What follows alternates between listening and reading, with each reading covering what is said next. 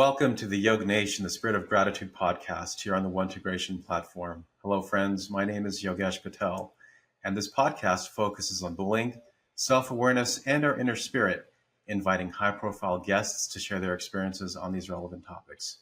And today, I'm delighted to welcome on the podcast Amanda Talty, President and CEO of the Tourette Association of America since 2018.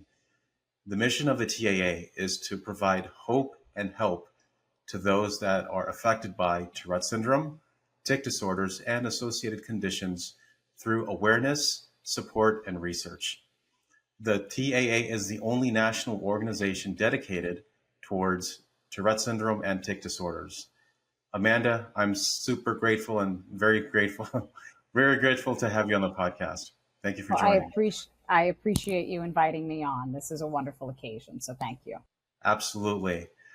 For the audience, Amanda, what can you tell folks about the condition? So Tourette syndrome is a neurological condition. It is most represented by tics, both physical as well as vocal. In order to get an official diagnosis of TS, you need to have vocal tics and motor tics for over a course of a year. But we know that getting a diagnosis is very hard, and we know that Tourette syndrome, as well as persistent tic disorders generally, are a lot more prevalent than folks really expect and understand. The way that Tourette syndrome as a condition is really represented to the general public and mostly through media is the most extreme variations of it. There are people who do struggle each and every day with the symptoms of coprolalia, which are sort of those extreme excessive vocal tics, saying obscenities that you might see featured in popular media.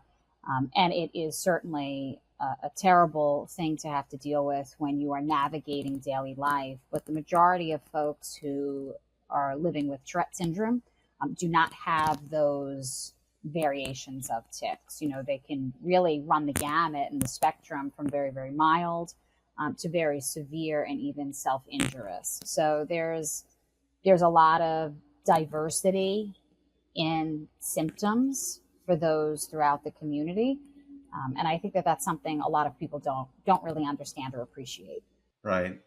And Tourette's affects both kids and adults. And the latest statistics, I'm not sure if it's latest, but the Centers for Disease Control and Prevention estimates that 1 out of 162 school kids have Tourette's.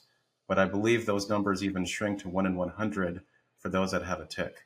Well, actually, within the last 2 years, more research has come out that shows that it shrinks to 1 in 50. So if you consider Tourette syndrome as well as persistent tic disorders, 1 in 50 school-age children are living with TS or persistent tic disorder. And then about 2/3 of adults well into adulthood are manifesting symptoms of Tourette syndrome. So now there's a case to be made. We know that Tourette syndrome is genetic, that there is a genetic component to the condition.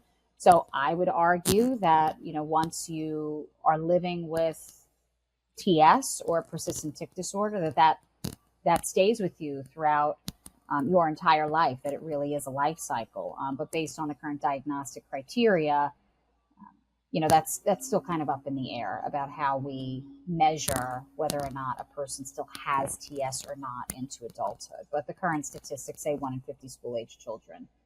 Wow. So I'm curious, what could kids or adults do when they see a person ticking? So I think it really depends on how that tic is affecting the individual. So if it is a relative or a family member, if you're a parent of a child and you're observing it, I think just the watchful waiting method is probably the best initial approach.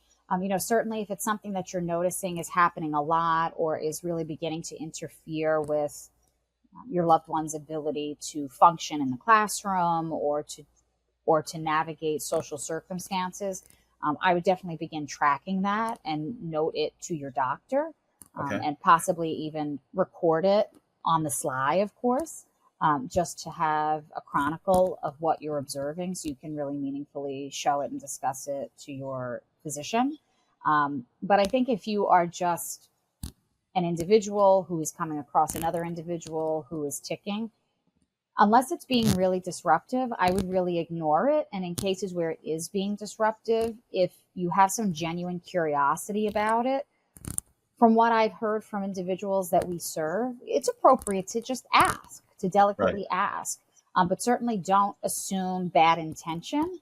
I think that's probably the thing that becomes most troublesome for people in the community when others are observing tics or are hearing tics and are making the assumption that the individual is being purposeful in what they're saying and in what they're doing. And I think, I always encourage people to assume best intention and not assume that the person is doing it just to be a nuisance or to be rude, right? To really give that grace. And if you're curious, really just ask the question and say, hey, I'm just curious, is that a tic that I think a lot of it to me having? Is that something is you can empathy control? and just being kind what I've heard to one from another. the community is that would be a very appropriate approach. What's been the cruelest story you've heard about a person with Tourette's being bullied? I've heard far too many stories than I would care to recount. There are stories of children who unfortunately chose to end their lives as a result of the bullying that they were enduring each and every day. There are others in the community who were thrown out of movie theaters because of their tics, have been fired from jobs. So I think the experience of being bullied really runs the gamut from children in the community all the way up to the workplace. And it's really rooted, I believe, just in a fundamental misunderstanding of the individuals who are living with this and the condition that they're trying to navigate each and every day. It's really just rooted in ignorance, if at least that's my opinion. That's my personal. So how do you counter that? I think education goes a long way. Education combats ignorance all the time. Yes. Of course, people have to be open to learning, which is its own challenge, right? Getting people to see the world through a different lens can, in and of itself, be challenging. But I do think education is the biggest pathway to understanding. And then, unfortunately, I think really building that resilience within yourself as an individual dealing with a neurodiverse condition like TS. Unfortunately, I think that's part of it too. You really just have to understand that you cannot control other people and what they think and how they behave, and really build that Teflon skin to navigate it and find your allies. I talk a lot about that, with my own children. You have to just find your people. Your people are out there. It may not feel like it, but your people are out there. People that are understanding, that care. It can be a challenge, but they're out there. So, being deliberate and really seeking those people out. And you don't have to have hundreds of them. You can have one or two people that you can really lean on and, can really understand you. And sometimes that's just enough to get you to the next day. But I think really education is the pathway to understanding and compassion for sure. What's been one of the more proudest achievements or one of the most, proudest moments for you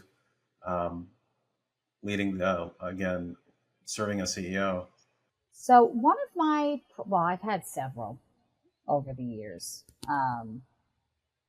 I've had several proud moments, none the least of which was getting the organization through COVID, which was an interesting experience for everyone. But I think, I almost struggle to answer that because I don't know that it's so much a proud moment as much as it is what I have been able to observe happens after a kid's journey through many of our programs. So there's no one program that I would sit here and say I mean, I could sit here and name all the programs that we've launched, right? And I'm super proud of and really exciting.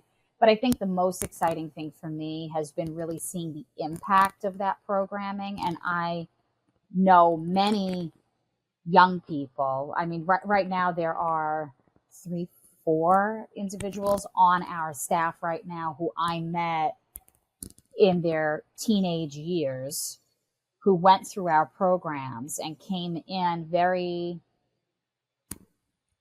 very, what's the word I'm looking for? Self-conscious is the word I'm looking for. Very self-conscious, very unsure of themselves.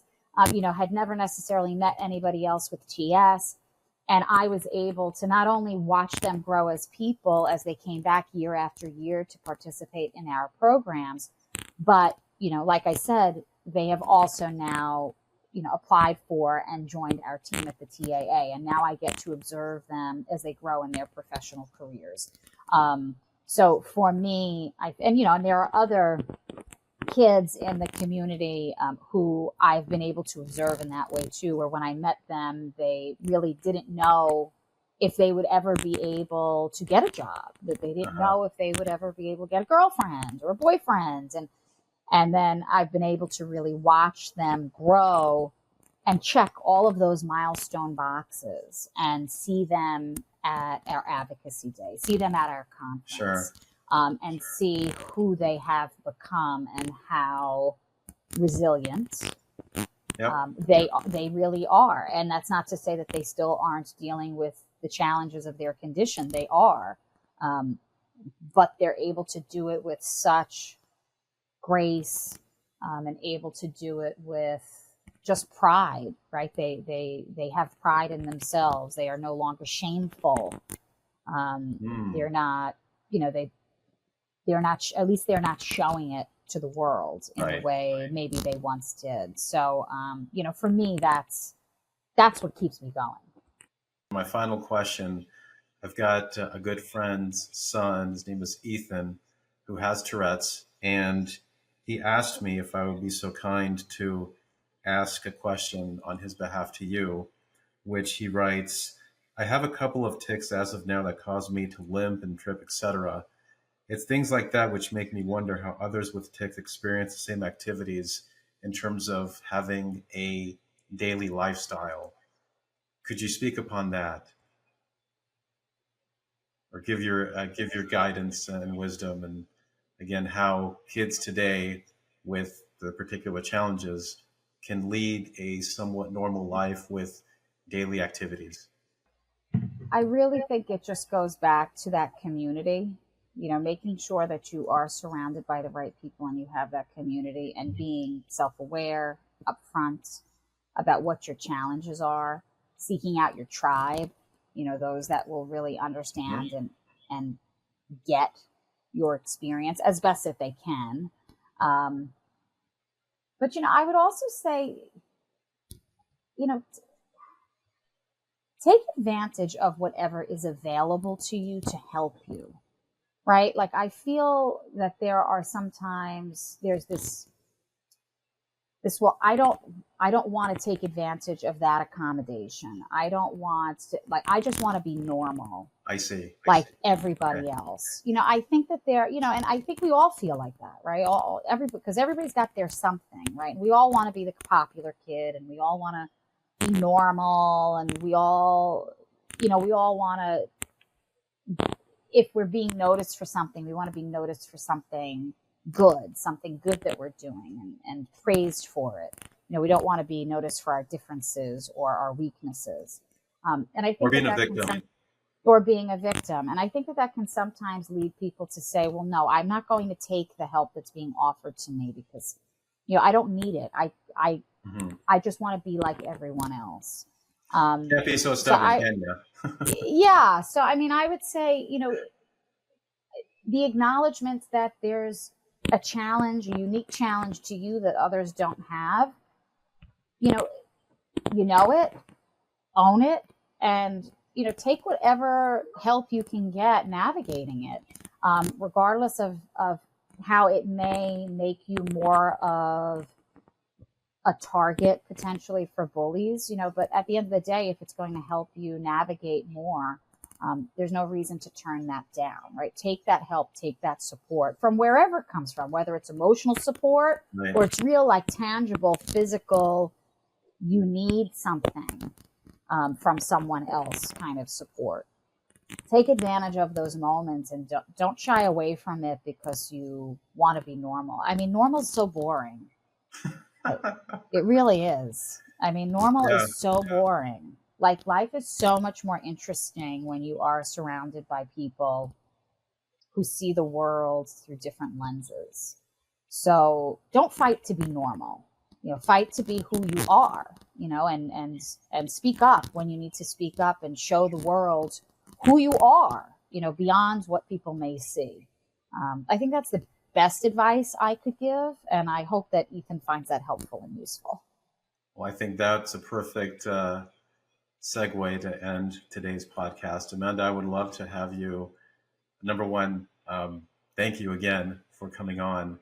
Again, this podcast serves to aim not just folks in the trust community, but having a worldwide audience. I call them citizens of Yoga Nation that can hopefully find nuggets of wisdom in my guests, in our guests sharing their own background, wisdom, and experience. So thank you again, and we'd love to have you back and or provide you with updates in terms of how things are progressing. So I hope that I said something that was wise today, that your audience will take away and find value in. But if not, I really enjoyed our time together regardless.